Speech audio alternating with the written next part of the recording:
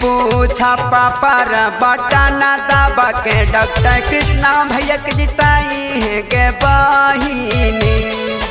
गरीबन के सनमा डॉक्टर कृष्णा भैया है नमुआ अगरी मुखिया बनाई है गे बहिनी।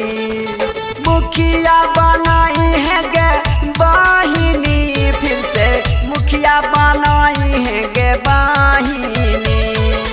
मुखिया बनाई हजी भैया, फिर से मुखिया बनाई हजी भैया।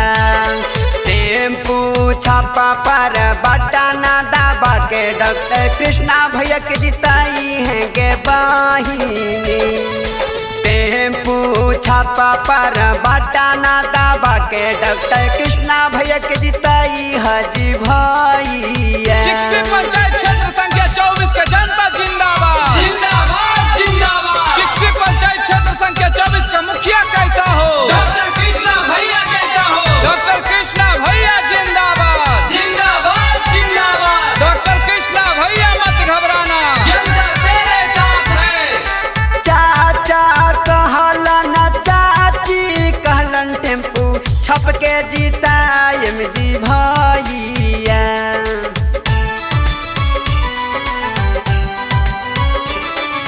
माई कहलन बहिनी कहलन इनके जीतायम गे बहिनी। माई कहलन बहिनी कहलन टेम्पू छप के जीतायम जी भैया। सुना ले ही ना मामा बड़े इनकर कमवा, फिर से मुखिया बनाई हजी भैया। गरीबन के सनमा डॉक्टर कृष्णा भैया है नमवा, फिर से मुखिया बनाई हजी भैया। टेम्पू छाप जिंदाबाद जिंदाबाद जिंदाबाद। जहाँ भी देखे टेम्पू छाप वहीं लगाए मोहरे। 4 नंबर पर बटन दबाना है, डॉक्टर कृष्णा भैया को जिताना है। डॉक्टर कृष्णा भैया जिंदाबाद जिंदाबाद जिंदाबाद। डॉक्टर कृष्णा भैया मत घबराना, जनता तेरे साथ है। किसान कहलन मजदूर कहलन टेम्पू के जीतायम जी भैया।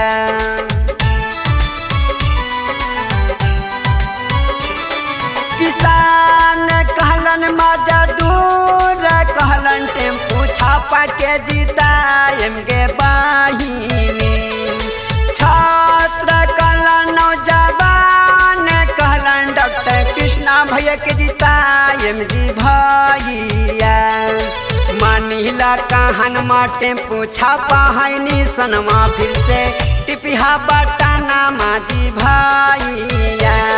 गरीबन के सनमा डॉक्टर कृष्णा भैया है नमवा, फिर से मुखिया बनाई हजी भैया। मुखिया बनाई है गे बहिनी, फिर से मुखिया बनाई है गे बहिनी। मुखिया बनाई हजी भैया, फिर से मुखिया बनाई हजी भैया।